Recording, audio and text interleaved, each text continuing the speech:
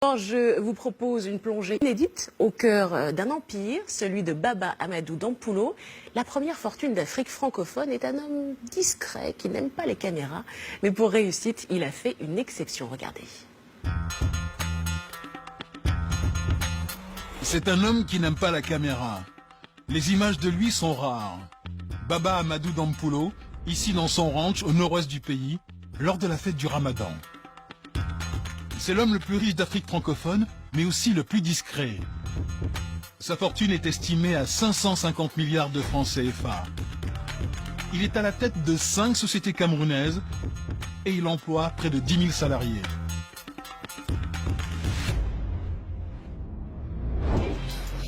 Pourtant, à 350 km de là, dans les rues de Douala, la capitale économique, son nom ne dit rien aux Camerounais. Est-ce que vous connaissez Baba Amadou Dampoullo? Non, Monsieur Baba Amadou Dampoullo. Non, aucune idée. Ça ne vous dit rien? Si je vous dis que c'est l'homme le plus riche d'Afrique francophone? Bon, pour moi, c'est une surprise. Inconnu du grand public dans son propre pays, Baba Amadou Dampoullo est pourtant à la tête d'entreprises bien visibles, utilisées par des millions de Camerounais. C'est le cas de Nextel. Sa société de téléphonie créée il y a 2 ans, elle revendique 3,8 millions d'abonnés. Moïse Bailly est le directeur général de cette filiale. Et pour lui, l'objectif est clair. Il compte détrôner ses concurrents, MTN et Orange d'ici 2020. Ça, c'est notre shop manager et c'est l'une des meilleures. Quand nous avons une société de vente parfaitement agressive. Tout est nécessaire pour prendre la place de premier. Pour le groupe détenu par Baba Amadou, Nextel représente un investissement de 250 milliards de francs CFA, de très gros moyens et aussi une stratégie bien réfléchie. Nous avons orienté nos stratégies vers le recrutement en zone rurale.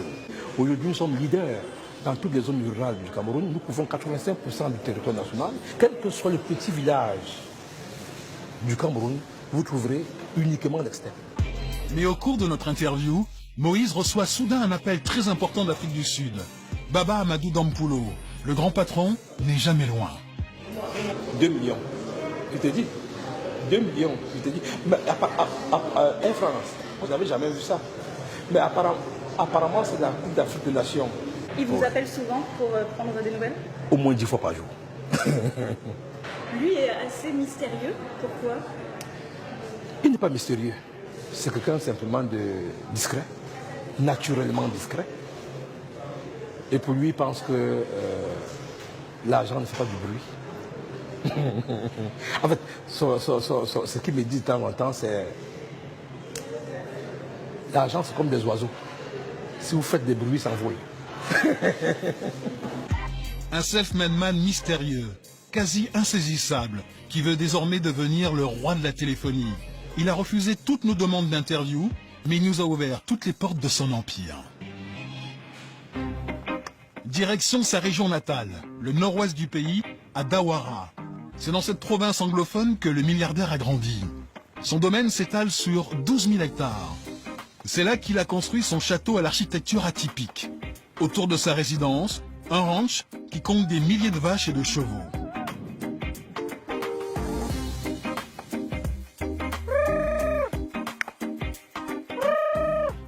Là, j'appelle mes chevaux. Nouhou Moussa dirige ce cheptel depuis une dizaine d'années. J'ai 8782 chevaux. Et je suppose que c'est le plus grand cheptel du Cameroun? Oui, Cet élevage, c'est la première entreprise lancée dans les années 70 par Baba Amadou. Du bétail, élevé à l'origine pour la viande. Bachilou Diallo est le bras droit du milliardaire sur la propriété. Comme lui, il est Peul. D'après lui, aujourd'hui, ces animaux sont avant tout des symboles de richesse. Ce n'est pas de l'importance, à mon avis, c'est du prestige, parce que l'homme Peul, c'est avoir les bœufs, c'est du prestige chez un Peul. Vous savez, il y a un proverbe Peul qui dit que si tu vois un Peul qui n'a pas de bœufs, c'est qu'il n'est pas un Peul. Et Baba Amadou Dampoullo ne s'arrête pas là. Sur son domaine, il a aussi des singes, des autruches et même des dromadaires. Une démonstration de sa fortune sur un territoire énorme. Des terres que certains l'accusent d'avoir acquis illégalement via des expropriations. Dagobert Boumal est l'un des fidèles du milliardaire. Il réfute ces accusations.